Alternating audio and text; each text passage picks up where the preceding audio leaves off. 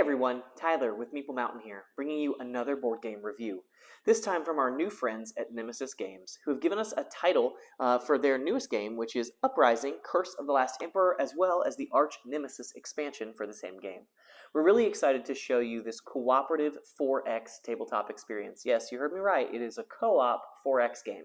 It's really fun and engaging as you'll take on the role of an asymmetric faction working together with your friends, 2 to 4 players, to push back the curse that creeps into your land and has invaded, as well as the corrupt empire that sits in the middle and hopes to expand outward.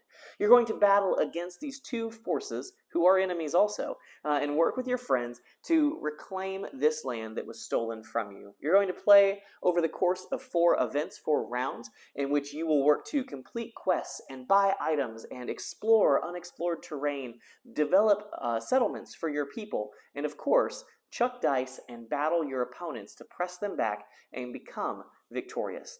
So let's jump in and learn how to play Uprising. Uprising is a cooperative game for 2 to 4 players where you will be working with your partners to claim the land that has been taken over by the corrupt empire and is also being invaded by the creeping hordes of chaos that are moving towards your little island land across the ice floes. You're going to be working collectively with your team to maximize your turn and your efficiency, moving around the board, exploring unexplored tiles with your leader, using those resources that you'll gain to build new settlements to increase your victory points and your presence on the board, all while defending against the hordes of the Legion and the Chaos and protecting against the worst enemies that you'll fight, which will be the Imperial Legion or the Hordes from Chaos. You'll be working to build a dice pool by placing various units, all to protect your settlements, or perhaps even go out and attack the enemy and claim victory points and clear them off of the board as well. You'll be working over the course of 4 rounds where you will be using 8 action gems per turn to take various actions around the board, such as moving, completing quests, buying items, all types of various actions that you'll be working, building additional havens, and you'll be doing this to, at the end of 4 rounds of play, have more victory points or gems than either the Empire and the Chaos together. At the end of 4 rounds, you and your friends will compare your scores to the Empire and Chaos, and if you have more victory points than them, you will win. But if even just one of your players has less victory points than one of those enemy factions, you will lose the game. So it'll be important to make sure that while you're optimizing your turn, you're also taking care of your compatriots as well. Let's go ahead, and this is a large overscale view. Let's go ahead and look at a zoomed in section of a player board, the cards you can expect to see there, and then we'll talk about event cards, quest cards, items, and all of the amazing content that is packed into this game. Here we have an example of a player board in a game of Uprising. There's lots to look at, but don't worry, I'll break it all down for you. The first thing I want to draw your attention to, of course, are these really nice acrylic standees that you can see. They're really a joy to put together. They're quite simple to assemble, and they have a really nice, striking table presence. I'm going to lay them down so you guys can hopefully get a better look at them, and also maybe we'll clear a little bit more of this board space off here so you guys can take a look at that as well. Every army is going to be a little unique in a game of Uprising. Each faction is a little bit different in the powers and abilities that they bring to the table just by your faction board, but also by your leader. Every faction has 2 leaders. This double-sided card will give you 2 options of a leader that have a unique small deck of cards here called Feats, in which they will do incredible things that will buff your troops or yourself, your leader, your faction as a whole, all kinds of interesting things, and they will start with a different dice pool. You'll notice there's Might, Magic, Leadership, and Guile that breaks up and utilizes different dice in the game. We'll take a good look at all of the dice and talk about what they do as you build dice pools in just a second. But predominantly here you can take an idea that different stats are going to have different leadership or play styles in the game. Your small feat cards are going to be broken up mainly into 3 types. There's cards that buff your leader, give them additional statistics and dice if they're going off questing or doing other things. Your archery and clash, your combat cards, they're going to play during ranged combat or melee combat, and they're going to give you modifiers and abilities. Then you have action cards like this one here of Call to Arms, where you will use this card to do something unique on one of your turns, and it's basically a modifier to an action you may already take, or it may be an empowered ability that you can just use on your turn. As I mentioned again, we have a leader mini, and then we have your army. Leaders do not fight in battles directly. They don't fight with your units. They go off and explore territories, complete quests, and do various other things as needed. And sometimes their presence in an area of battle will allow you to use specific powerful feats or specifically items that you'll be collecting from the market. We'll look at those later. So your leader can still help in a fight, but just not by adding the dice in their pool to that battle. Looking at your units, they also have specific dice that they're going to bring to bear in combat. Every hex in the game can have a max of 5 units for yourself, so you can have an army size of 5 units that you're going to be taking off and using. Most of your units, all of your units, have a sword, a melee combat ability, and some, such as these spear singers here, have a archery, a ranged effect that they can use as well. Combat moves very, very simply, where you'll build your dice pool, you'll have a round of range combat where you'll roll range dice, and then you'll roll all of your melee dice and continue to roll melee dice taking hits until one side is defeated. We'll look at that and talk about that more when we look at dice in a second. Here we see we have some modifiers for your cities. These are called settlements. You're able to add walls and towers that boost their defense as well, and you'll add those in a really neat way to your settlements. Here's the basic resources that you'll collect. Resources come in 3 types in Uprising. You have plunder, you have salt, and you have food or supplies. Basically, those are going to be the 3 main resources that you'll use in the game. Food is going to be used to move your troops and help them march around, as well as summon some of your most powerful troops, usually. Plunder is going to be used to build your havens and your bonuses to your havens, and also recruit one of your elite units. And then crystal is going to be used predominantly for shopping in the market, as well as to recruit almost everything in the game. All of your units usually will require some amount of crystal or salt to be brought out into play. These are your action gems. Every player is going to have 8 of them, and as you can see here, we have, there we go, I was going to say we're missing one, there we have 8. During a round of play, you're going to start with 8 gems. You can use those actions on anything listed here. Those actions are move, trade, command, explore, haven, market, and quest. So you're going to have those 7 actions that you can use. On your turn, every action is going to cost you 1 action gem to do. And you can do these actions multiple times over the course of the round, but there's an interesting little aspect of the game in which you can move or trade in an unlimited amount of time. So I could move and move and move with my leader. That's totally fine. Each one's going to cost me a gem. But if I ever want to do one of the right side actions, so a command, an explore, haven, market, quest, when I do one of those, it will also cost me a gem, but that will end my turn. And then it will go to my next, the next player in clockwise order from me. And so we'll go around the table with people doing these actions as many times as they want, and then doing a single action here on the right-hand side, going until everyone has used all of their gems, at which point we would move on with the round where the big baddies, the Hordes and the Imperial Legions, are going to move and attack and wreck things. They're very, very powerful, challenging enemies. We'll look at their cards as well and talk about them in just a minute. But you'll be doing these actions trying to maximize how you use your gems. Your hero, as I mentioned, is going to move around and explore tiles. He's going to flip them face up, see what's there, and help you determine your strategy. Your armies are going to be moved with a command action, helping them march to adjacent hexes so they can fight and roll their dice. Havens are how you build settlements, which increases your resource generation and your victory points at the end of the game. Each round you'll accrue victory points for how many havens you have out on the map, so it's important to want to build those. Market is going to let you go shopping, and questing is going to let you complete quests by rolling the dice that your leader has in their stat pool by getting potential bonuses as well based on the quest card. We'll talk about those in just a second also. But these are the actions that you can take in a game of Uprising, as well as a look at what your player board might look like depending on which faction you're playing. So let's go ahead and dive in a little bit and talk about dice and then some of the interesting cards that we can expect to see in a game of Uprising. Before we look at cards or even the legions and chaos hordes, it's going to be important to understand what a dice pool means and how dice work in Uprising. So let's go ahead and start there by looking at the combat sequence and talking about that, as well as the various dice that you can expect to see in this title as you play it. Now, when you trigger combat, there will always be combat if you're ever sharing a hex with an enemy unit, whether that's an Imperial garrison, a legion, or the zombies from the chaos or their hordes.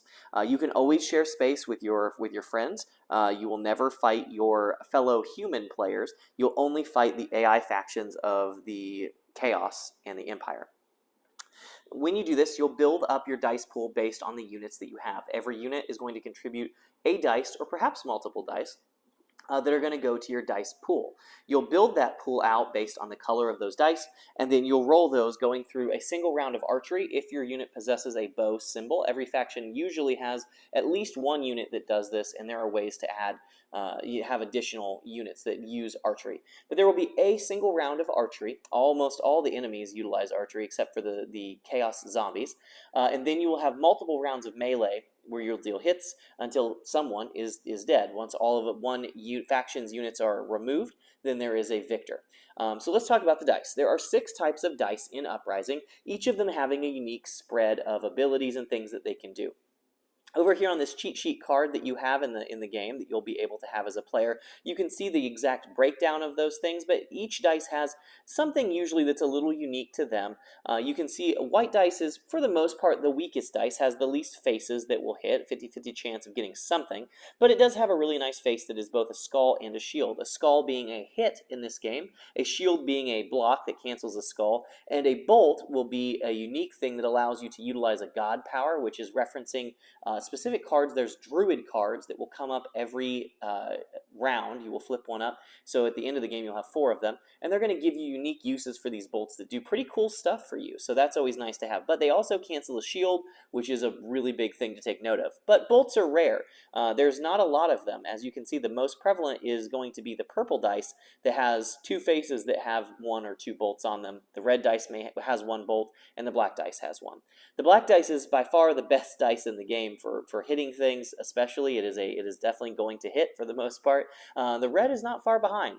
Blue is your defense-based dice. Yellow is just kind of a generic basic dice. It's fine. And purple is called a magic dice, and it's going to obviously have those bolts. It's going to allow you to utilize god powers and potentially items and things much more readily. So this is kind of the scale. The white dice is predominantly used on units that are doing ranged combat, so kind of a pre-combat initiator. You'll be rolling usually white dice. There are some loopholes there as well, but that'll be the flow of combat. Another great thing about Uprising is there are different types of terrain. You'll see there's, ignoring Curse, there's 5 actual types of terrain. There's the Ice Waste, the Woods, Swamps, Badlands, and Highlands, and each of those modify combat a little bit. They're going to give you usually an advantage or a disadvantage to ranged attacks, but the Swamps will actually downgrade red dice to white dice, which makes them substantially worse. So there's a lot of strategy on where you fight and when you fight that you have to plan as you think through a round of Uprising. You may need to fight an Imperial Legion that is rushing towards one of your cities to destroy it, but you might want to plan where you engage based on their dice pool. So let's actually, as we talk about them, we've hinted at them for a while, let's look at an example of an Imperial Legion and a Chaos Horde now that you know a little bit about dice in the game. Here are example cards for the greatest enemies that you will fight in a base game of Uprising, which is a Horde from the Chaos faction and a Legion from the Imperial faction. These cards function similarly, but these are the big baddies, the bosses of the game that, based on the level of difficulty you're playing at, you will have to fight many of them to get through an entire game of Uprising. So you'll need to prepare to defeat these enemies in one incredibly awesome round of combat, or perhaps multiple varied rounds of combat to damage them. Now, as we talked about in combat, you'll be applying skulls or hits to damage and defeat enemies. Everything in the game has a single hit point. When it takes a hit, it is removed from the game, with the exception of the Hordes and Legions. These units have what's called threat that ranges from 1 to 7. And when they're spawned, they're going to have their threat set based on a card or whatever it is that summons them. It will tell you what to place their threat at. So you will place that, and you'll see as their threat goes down, their dice pool substantially drops. At maximum threat, these units usually have a dice pool that is far stronger than almost anything you could throw at them. So you'll have to plan maybe multiple engagements to defeat them at that point. Every hit that you do to a Horde or a Legion will remove or lower their threat by 1 click. And if they're ever at 1 threat and would take an additional hit, they are then defeated. The anatomy of these cards is quite easy to jump into and understand. When one is summoned, you're always going to do their immediate effect. That's the only time you really will do that effect. It happens and it does its thing. Then you'll see that they have a specific passive, usually, and an ability that procs off lightning bolts. When their unit, when you roll dice for them and they roll lightning bolts, you'll do whatever their particular lightning bolt effect is. Other than that, most of them will have a ranged initiator where they're rolling, see like this guy, blue dice for ranged combat, which is far better than white dice. And then they will have their melee combat set as well. You will fight these as though you would fight anything else, where you'll do a single round of ranged combat and then melee combat to defeat them. When you defeat them, if you defeat them, you will get the bonus at the bottom, which oftentimes is a large sum of these gems. And remember, anytime you see the gem, the diamond-looking symbol, that is victory points. At the end of the day, this is a victory point-based game. You want to gather enough victory points to outpace Chaos and Empire so that at the end of 4 rounds, you have, and all your friends, have more points than they do. A failure to do so results in you losing the game. So you want to make sure, of course, that you're pacing and tracking ahead of them. They accrue points very aggressively, so you really have to work together as a team to defeat them and make sure you're defeating the Hordes and the Legions to gain their bounties as well. So let's go ahead, now that we have an understanding of combat and what you can expect in the game a little bit, let's look at some of the cards that really drive your experience in any particular game of Uprising. Let's look at the event cards. Event cards are the things that really drive your experience in a game of Uprising. You can play a shorter game if your team agrees to it, but predominantly a full game of Uprising consists of 4 rounds, with one beautifully illustrated event card coming up each round. Event cards are going to have a specific threat level, and they're going to lay out things that happen for you. Predominantly, they're broken into 2 sections. There's going to be a random event or something that will happen at the first section that will potentially give you a bonus or do something on the board that affects the way that garrisons work or zombies or some of the basic units. It may even allow you to, as this one indicates, summon one of your elite units if you are able to pay the cost. So there's lots of things that can happen on these cards that can be potentially advantageous on the top. On the bottom, they're going to always spawn baddies. Usually these will be Hordes or Legions. As we see on this card, it's actually summoning 2 Hordes at the same time. So this could be a very interesting game if you had a lot of events that particularly focused on the Chaos faction. I've played games where things have been balanced and things have honestly swung both ways. I've had some games where the Chaos was almost dormant, and it was just so focused on the Legion. The Imperial faction was just moving and spawning things and going and going and going. And so it's really interesting that the events can change and drive the way you experience the game. And I think that adds a nice level of replayability so that you never know what to expect on these cards, because there are multiple for each of these phases. So there's several event 2s, event 3s. So it's not always going to be the same game or the same mix of cards. You can expect that these things will be unique and offer some replayability, which I think is a huge plus. So now that we have an idea of those, let's look at some of the cards that you'll be setting out to complete as you play through a game of Uprising, the quest deck. At the start of every round of play in Uprising, you will flip over 3 quest cards. If there were any from the previous round, you'll get rid of them, and there will always be 3 new that come out. The anatomy of a quest card might look a little overwhelming, but with just a little bit of explaining, it'll all make sense, I promise. So remember, quests are set out for by your leaders. Your leaders have a set of stats that give them a dice pool similar to the dice that your army will have. Those colors will change based on their leader. If they have a strong leadership, they'll have blue dice, might will be red. All of the different dice pools can oftentimes be found and utilized by your leaders. And they're going to set off to do these quests. And you can predominantly do these quests anywhere that you want, but you'll notice that there are specific bonuses if you do them on specific areas. For instance, the Imperial Inquisition, you will get a bonus white die if you're on the capital hex with your hero. So there's always a way to maybe get a little bit of an extra edge to make sure you accomplish your goal. Some quests have an immediate effect. Again, that was going to happen as soon as it comes out. Those things are usually mean, but there could be some goods as well that come out from that. So you'll always be looking for those. But after that, the anatomy of the card is relatively simple. You're going to roll your cube, your set of dice that you've got from your leader. You're going to take your pool of dice, roll them, and tally up your results. And you're going to be trying to meet these thresholds as is laid out by cards. For instance, Tua, then allies, you will look at needing 3 skulls, a shield, or 2 lightning bolts. Each of those is going to be a threshold to solve or fail this particular quest. And we'll see that when you meet them, you may get bonuses. For instance, Release the Kraken is going to give you some kind of an option for each of those things that you meet. Tua is only going to give you a gem if you do the 3 skulls. Then you'll look at the solve or fail requirements. These two only need you to meet one of the thresholds to solve, as indicated by the 1+ symbol. This one here, Imperial Inquisition, needs 2 of these to be solved, which could be quite challenging if you need 5 skulls. Now, thankfully, it only needs 1 shield or 1 lightning bolt, which is good. If you solve this particular quest, you will do the solve text, which is always going to be a good thing. There's also a fail requirement if you do not make the requirements needed. You meet the thresholds, and you will unfortunately have to take the fail result. Fail or solve on any quest, you will then discard it, and unless you had a card that allowed you to place an additional quest, there will just be less quests remaining for this particular round. And again, those will be wiped when the round ends. Here we have the market deck. There's always going to be 3 cards available at the market of items that you can purchase. Items are always going to be equipped to your leader, so if they're a combat-based item, you're going to need to be in the fight with your leader to apply them. This is a good example of kind of the anatomy and types of cards you can expect to find in the market. There are generally 3 types. There are going to be combat cards that will be utilized during melee or ranged combat, as indicated on the card, Clash being the melee type of card. Action cards that, again, you will be able to use, discard, do whatever with on one of your turns when it's your turn to go. And then always cards. And these are basically passives that are up and oftentimes will just provide bonuses to you and sometimes may be needed to be discarded or utilized in some other way when their effect is procced. So these are the 3 types of cards you can expect to see. And on the left, you'll see the cost in salt that you'll need to pay to purchase that card, as well as sometimes, this one doesn't have one, but sometimes a requirement in a stat that your leader will need to have. If your leader doesn't have, for instance, 3 might, they're not going to be able to purchase or use the Leviathan Harpoon. So there are items that are pretty well spec'd to specific leaders. Some leaders just may not be able to acquire certain items, and that's okay. You have friends who can get those items while you focus on others.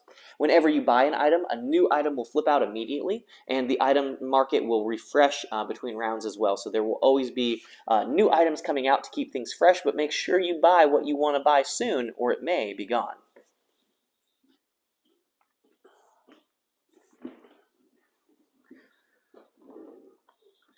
And that, in a nutshell, is everything you need to know about how to play Uprising and what you can expect in the game. Turns will go like this, with players spending those gems to move around the board, uncover tiles, spawn units, well, that happens between rounds, but spawn havens, complete quests, and do various things to gear up for fighting those big baddies, the Imperial Legions and the Hordes. Now, just to add a little context on the map, Legions for the Empire are always going to spawn in the middle, and they're going to move out, and they're going to be deploying garrisons as they go, and they're always going to make a beeline for one of your settlements. Their whole thing is they want to crush the rebellion. They're going to try to blow up your settlements. So that's where they're going to go.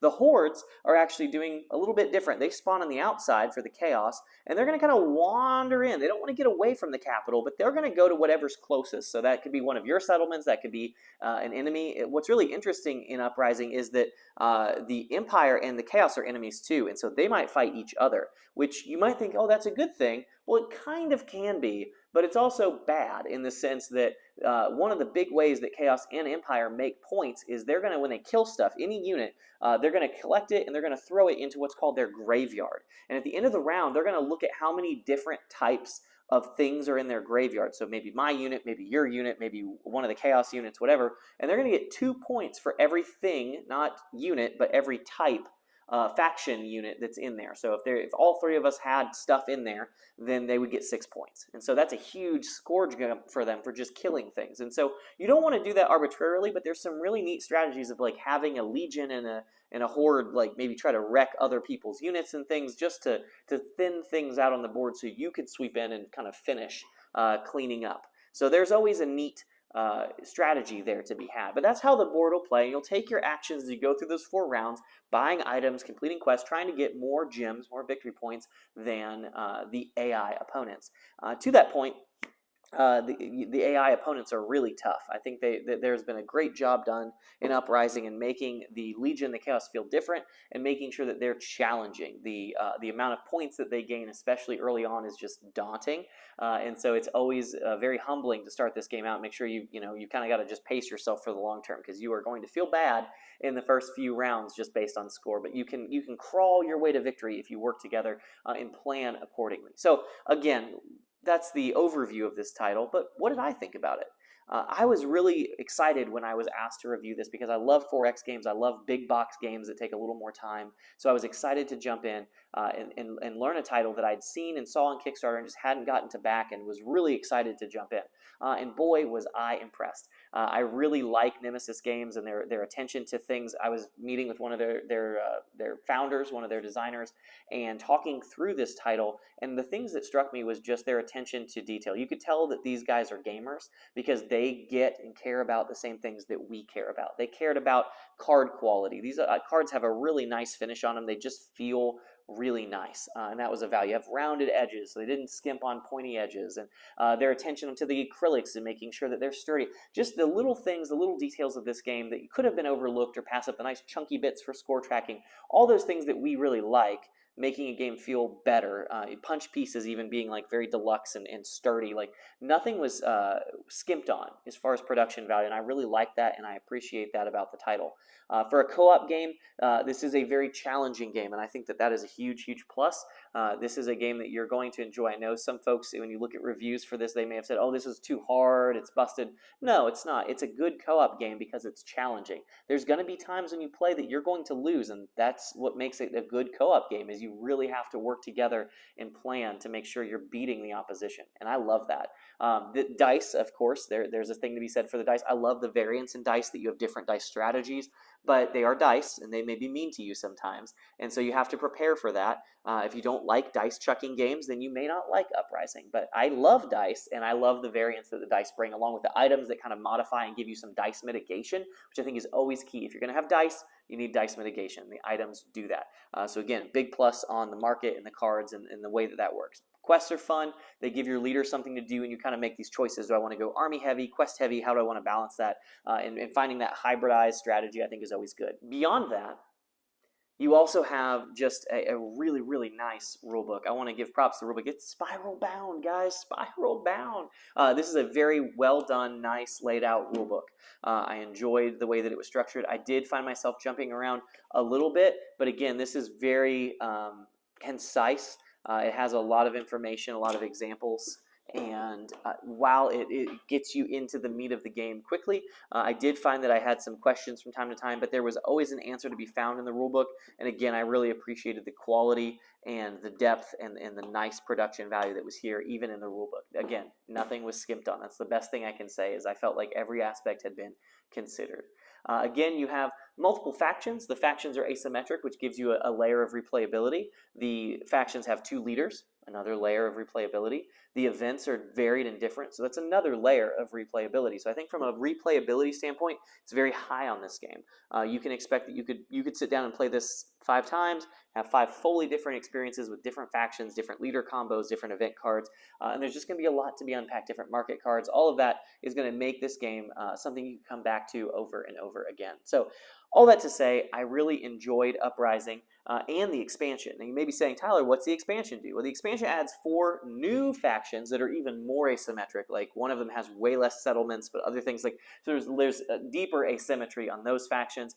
And it adds an arch nemesis, which is going to be in the game. It's going to come into play in the game if you choose to use it, and it's going to be a super baddie for each faction. And it's like they're the final boss, right? That's their final form. It's this crazy boss fight that's going to pop out at the final round, and you're going to have to beat it. And I think that it honestly is the perfect kind of cap to this game, because I played it without the expansion.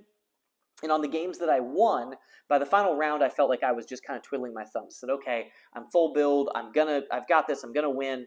I'm kind of burning time. What do? I just want I kind of want to get to the end and score. I've got this. I'm good to go. Now, it wasn't every game, but on the games that I won, I do feel like I had won so hard, it would have been nice to have something else. And the Arch Nemesis is just that. It is that final boss push that's really daunting, that you're going to have to make sure you're prepared for. And I think it would have made those games that I played without it that I won perfect. Just this epic finish, or this this tear-jerking fail at the final end. And so the Uprising, the Arch Nemesis expansion, I think is a really good fit, and again adds more asymmetry as you have more factions to choose from that again just are more asymmetric than even the base faction. So lots of pluses, lots of good things to say. Again, I already talked about the negatives, which is dice, so it's a little luck based, and it is challenging. And if that's not what you're looking for in a game, this may not be 100% for you. But lots of good things and lots of fun things to be had here if you're looking for a 4X game that is in fact co-op. And I just think that's such a fascinating, fun concept. So I had a lot of fun reviewing this. And again, I would say if you are looking for a game that is 4X in nature, that is co-op, this is going to be a game you're going to want to check out. Uprising might be something you want in your collection as well. So thank you for coming to Meeple Mountain, for checking us out. I hope you'll continue to come to us for all of your board game related needs. And as always, happy gaming. Thanks for checking out this video. I hope you enjoyed it. Check out these links to find some other games you might want to bring to the table. This is Tyler Williams, signing off.